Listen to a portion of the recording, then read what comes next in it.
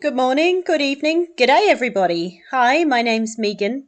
I live out in the country in New South Wales, Australia with my family of 8. Yes, we have 6 kids here and we are homeschoolers, homesteaders. Well, look, we're learning as we go, and I share a lot of my homemaking, cooking and day in the life kind of stuff around here, as well as some homesteady, farmy goodness.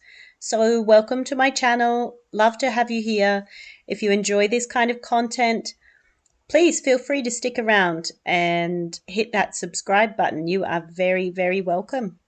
It is school holidays at the moment, and even as homeschoolers, that definitely means a slower pace for us. We have fewer activities and groups to attend outside the house just for a couple of weeks here. So we are enjoying that lack of schedule and just taking things a bit more slowly and a bit more one foot in front of the other. Although we definitely do need to get to that farm chore to-do list before we are straight back into the busy school year routine for the final term here of 2025. So I'm going to start this day with some beautiful fresh fruit. It is always such a treat to see mangoes in the shops, isn't it? I know that my kids hang out for this all year. The mangoes start hitting the shops around October, maybe a bit earlier in September, but becoming a bit more affordable now. And we love to just eat them fresh as often as possible. Especially my younger kids, they just adore them. For this breakfast, I decided to give my trusty fry pan a bit of a rest today. We're going to have the fresh fruit just cut up. The kids are going to nibble away at that while I put together some breakfast biscuits or breakfast cookies. And these breakfast cookies are basically a bowl of porridge in a pot and then baked. So they include rolled oats.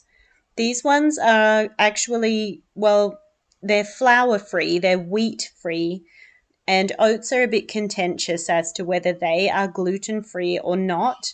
You can definitely buy gluten free oats. So if you do that, these would be a gluten free recipe. Instead of wheat flour, they have almond meal. They also have mashed banana to sweeten them, just as a natural sweetener and binder. Then we have peanut butter and a bit of maple syrup, or honey would be really nice in these as well.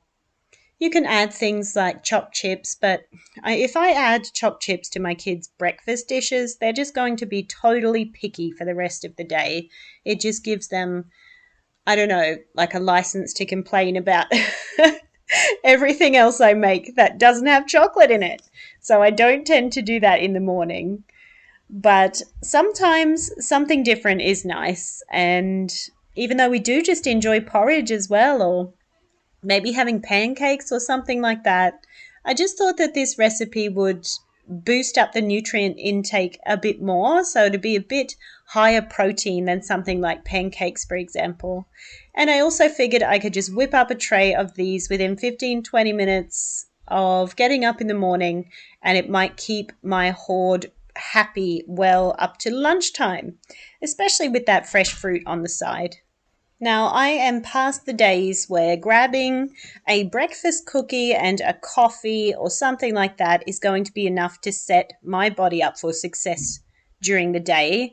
It's just not high enough protein or even really enough calories for me as a breastfeeding mum. So this is a nice morning for me to grab leftovers, and I do love to have, if I have made a stew or a soup or a curry or something that just holds really well in the fridge the next day for breakfast. The rest of my family might not be so keen on that kind of savory start to the day, but I absolutely am. If I can just grab a bowl of leftover curry or something like that for breakfast, I will do that, and it is a really great way to set myself up with a meat and veggie meal first thing in the morning and then just carry that trend on through the day. On this morning, we have some errands to run. We're going to head into our closest town and hit the library for a couple of my kids. They like to put holds on through the online system and request books to the local library, then just head in and pick them up.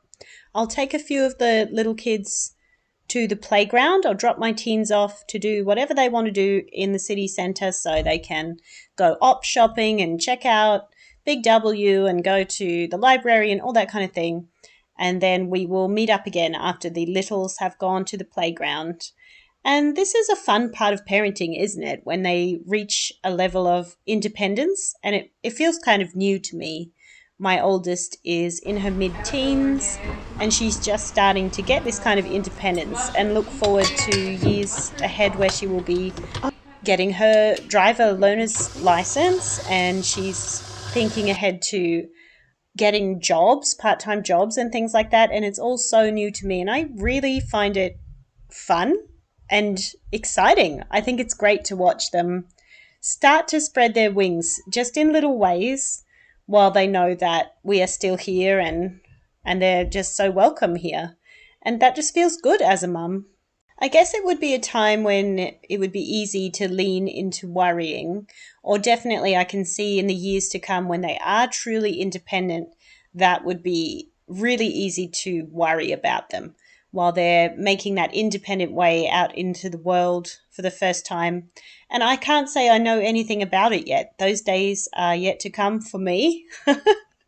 And I'm going to try to just trust and not let worry consume me, because I don't think that that would serve any great purpose anyway in keeping any of the kids safer. It just is a part of life, isn't it? Having to let them go. And I'm just grateful that it's little bit by little bit.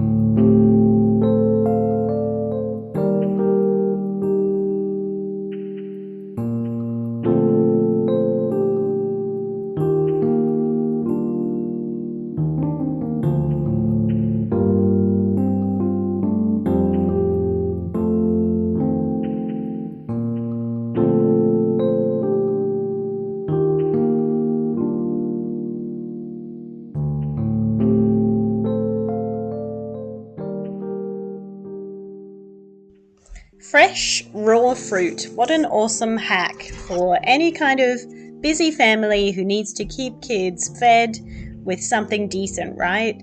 The only trouble I find with fresh fruit is how hard it is to keep a variety around.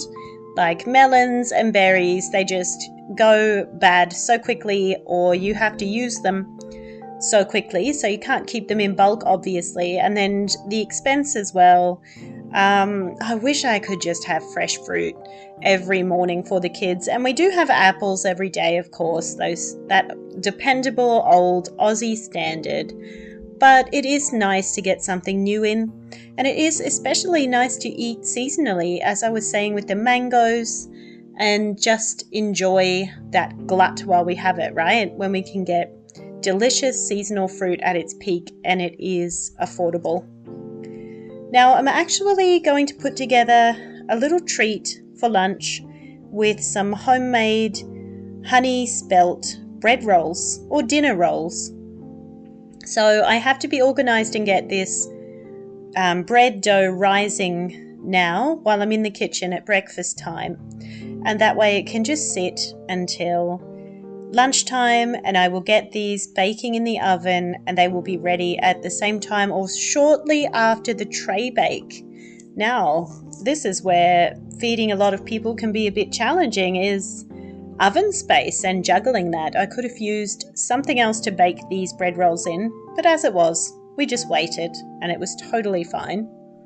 Now it's a bit of an enriched dough, this one. It has, as well as the spelt flour, we are adding some coconut sugar just to sweeten a little, and then some honey, a couple of fresh eggs in there, some melted butter and some warm milk. So it is quite an enriched, very flavoursome dough. And it's definitely not something that's required with an all-in-one meal like I am making for lunch today. It's just something that is lovely to have on the side, especially when I'm looking at it from the perspective of cook and serve once and make sure every member, all 8 people of my family, is catered to, so that even picky kids or, for whatever situation, there's just something that every person can grab and be satiated and filled until the next meal. And that way I don't have to be hit with the I'm hungries a few minutes after leaving the kitchen and getting that all shut down between meals, because I don't know about you, but that is something that can just be really frustrating as the family cook. So the most simple and least the way that has the least conflict around it for me is to just make sure that with every meal I do have something which is an enjoyable, easy food for every member of the family. And that can give me more freedom with adding things like spices and heavy seasonings to meals as well. Although I think lots of kids are great with spicy food, of course. It just depends on their palate and what they started off with, I suppose, as little babies and young people. But sometimes if I want to really add lots of flavour to something, it's nice to have something simple on the side, like that fresh homemade bread for the kids.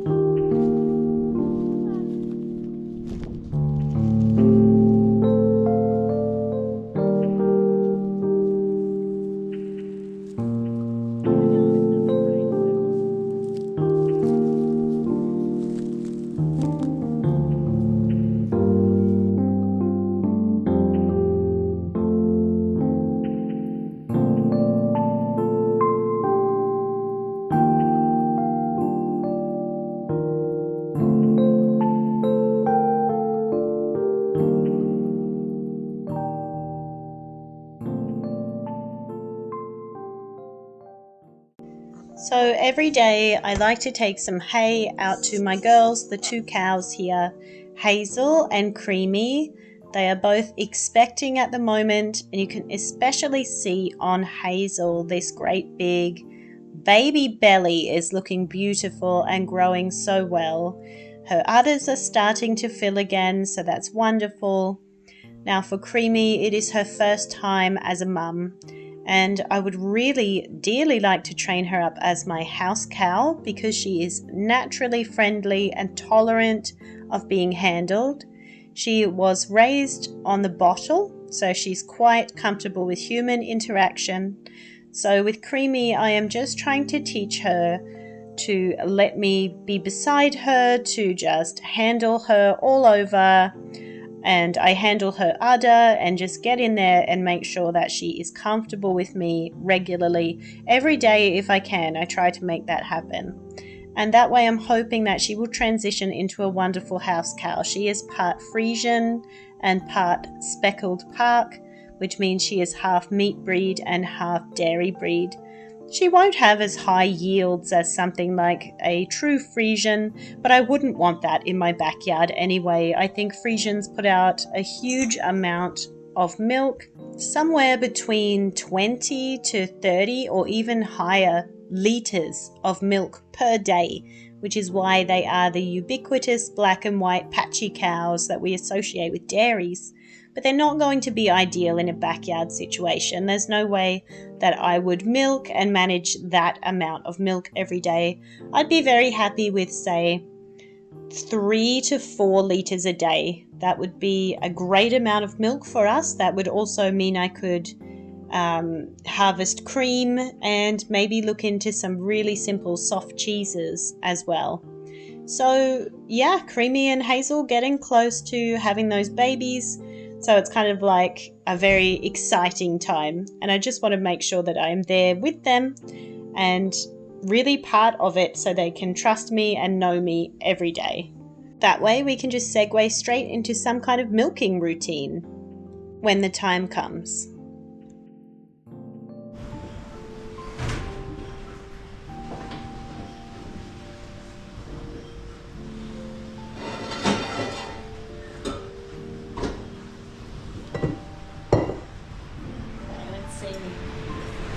So you can see it's doubled, at least doubled in size. It's probably more like tripled. I'm just going to take this out. You punch down the dough, release all that air. I'm going to cut that into 12 little bread rolls that we can have with lunch if I get my act together and get lunch in now.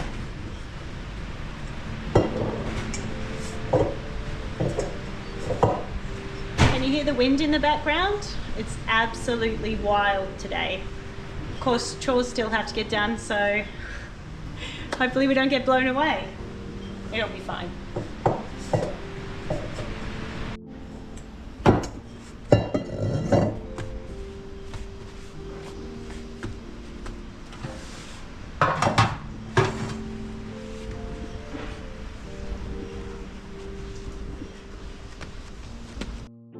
This dough has risen beautifully. I have not had any troubles with substituting spelt in my home baking for wheat flour.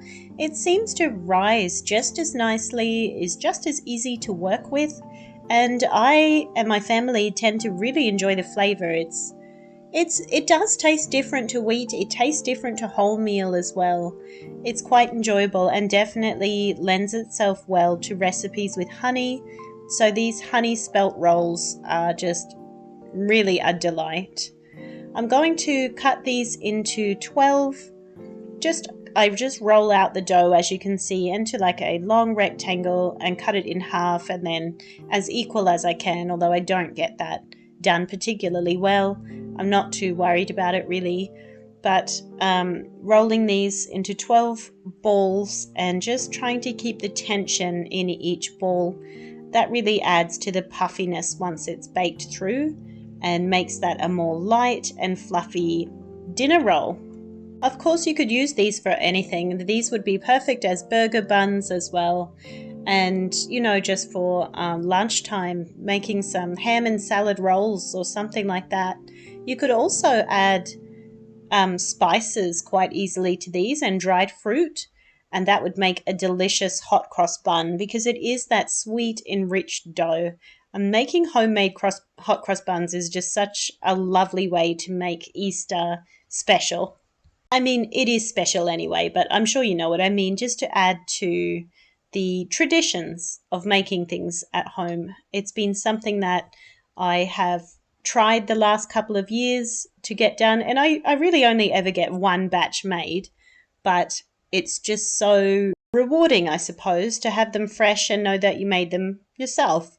So if you just have like a simple bun dough like that, add some of the hot cross bun spices, cinnamon and nutmeg, and then some sultanas, and just take any other pressure off and say, well, that's it, it's done. And that's, you know, that's all you need to do.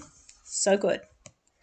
Now I'm going to put together a chicken tray bake for this lunch, which is something I love to do if I know that I want to put it in the oven and step away and get some other tasks done, or even just take a load off on knowing that lunch is cooking while I spend time with my kids. And they definitely still need my attention, school holidays or no school holidays, right?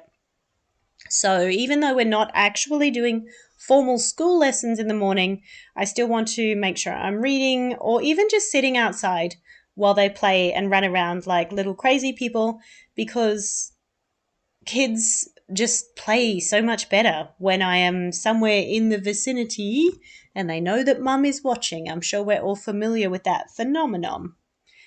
So I have some veggies here. I'm going to prep the capsicum and the broccoli, and we also have some lovely fresh asparagus to use up. This is all the last of my veggie box service that I've now cancelled. So I want to use up all these goodies. Now I need to get the root veggies and the chicken going a good 30 minutes before I put these more delicate veggies on top for the last 20 minutes of cooking. But I'm just going to jump in and get all the prep done at once, of course. I also had a bit of a fussy baby. Well, I say she's my baby, but she's 2 now. But she is the youngest, so I guess she's always going to be my baby, if you know what I mean. So I just popped her into the carrier because even though she really just wanted me to sit down and cuddle her and feed her and be with her, but hey, lunch still had to get made. So I just popped her in the carrier and we got on with it. And it's not my favorite thing to do because I guess because she's heavy. But hey, if I have to do it, it's great that I have that tool that I can just keep on going with things and get things done. So with the chicken, I'm keeping it simple, but you know what? It turned out so delicious. If you have some smoked paprika, I found that just putting salt and a nice generous amount of smoked paprika and some garlic on these chicken cuts and onto these roast veggies. And I was honestly surprised by just how delicious, really, really tasty that made this tray bake. And the thing I love about this as a meal is I don't have to do any sides. I don't have to dirty up any more pots and pans. I don't have to do any more chopping, stirring, cooking, or even serving. I can literally just pop this all in the oven and then just take it all out of the oven and dish up. And that is just a win. It's a win, isn't it? And we still get a great meat and veggie meal. I think there are like 5 different veggies in this meal. That's another thing I love about tray bakes. It can be as diverse and as versatile as you need it to be. So with the softer veg, the greens and the capsicum, I just poured a bit of melted butter over them before popping them on the tray. It's really not necessary, but I am just a butter obsessive. As you know, if you know me at all, you know that I am that 15 stick butter woman. So I'm going to put butter over my veggies. And then when this has par cooked, so that's been in a hot oven for about 20 minutes. Oh no, actually more like half an hour. Then I'm going to put these nice gentle veg right on top. I know that I've already seasoned them. Pop them over and just finish it off in the oven for 20 minutes. Everything will be cooked perfectly. The potatoes and the chicken will be crisp and lovely, and those other veggies will just be soft and cooked through and ready to go.